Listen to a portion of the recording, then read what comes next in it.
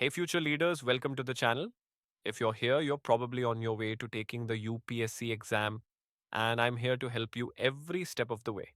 So, today we are going to study constitutional development in India, a historical overview. Constitutional development in India, a historical overview. This chapter outlines the historical background to the Constitution of the Indian Republic, emphasizing the gradual evolution from imperial control to responsible government. Key stages of development. Government of India Act 1858 marked the beginning of direct British rule, characterized by absolute imperial control and a rigidly centralized administration. The Secretary of State for India, responsible to the British Parliament, governed through the Governor General. The administration of the country was not only unitary but rigidly centralized. Indian Councils Act 1861 introduced a limited popular element by including non official members in the Governor General's Executive Council for legislative business. However, the council remained non representative and lacked deliberative powers. Indian Councils Act 1892 expanded the functions of the legislative councils, allowing them to discuss the budget and address questions to the executive. Non official members were nominated by local bodies. The Undersecretary of State for India explained the object was to widen the basis and expand the functions of the Government of India, and to give further opportunities to the non official and native elements in Indian society to take part in the work of the government. MORLEY MINTO reforms, Indian Councils Act 1909, introduced elected non official members in provincial legislative councils, removing the official majority.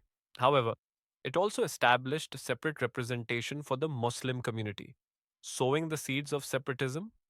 Government of India Act 1915 consolidated previous Government of India Acts. Montagu-Chelmsford Report and the Government of India Act 1919 aimed at the gradual development of self-governing institutions. Diarchy in the provinces divided provincial subjects into transferred, administered by governor with ministers responsible to the legislative council, and reserved, administered by the governor and his executive council. Relaxation of central control over the provinces separated subjects of administration into central and provincial categories, granting provinces more autonomy in administrative, legislative, and financial matters. The Indian legislature made more representative. The Indian legislature was made more representative and bicameral. It was to consist of an upper house, named the Council of State, composed of 60 members, of whom 34 were elected, and a lower house, named the Legislative Assembly, composed of about 144 members, of whom 104 were elected. Shortcomings of the Act of 1919. The system remained unitary and centralized. Dyarchy faced issues due to the governor's dominance and control over finance. Simon Commission 1927 and Government of India Act 1935. The British government appointed a statutory commission as envisaged by the Government of India Act 1919 itself, S 84A, to inquire into and report on the working of the Act, and in 1929 to announce that dominion status was the goal of Indian political developments. Communal award perpetuated communal divisions by prescribing separate electorates for various religious communities. Federation and provincial autonomy prescribed a federation with provinces and Indian states as units, but the federation never materialized.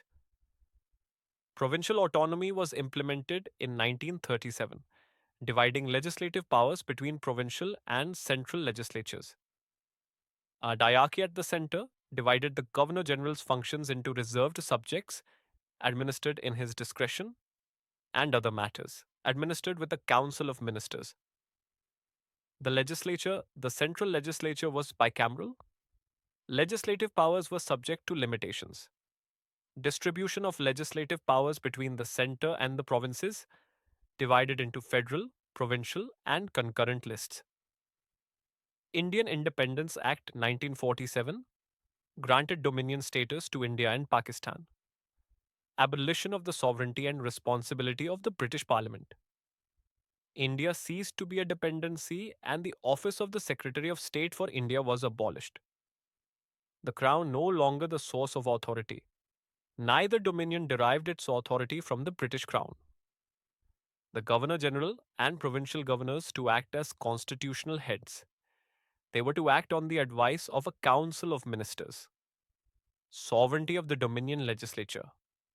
The Constituent Assembly functioned as the central legislature with complete sovereignty.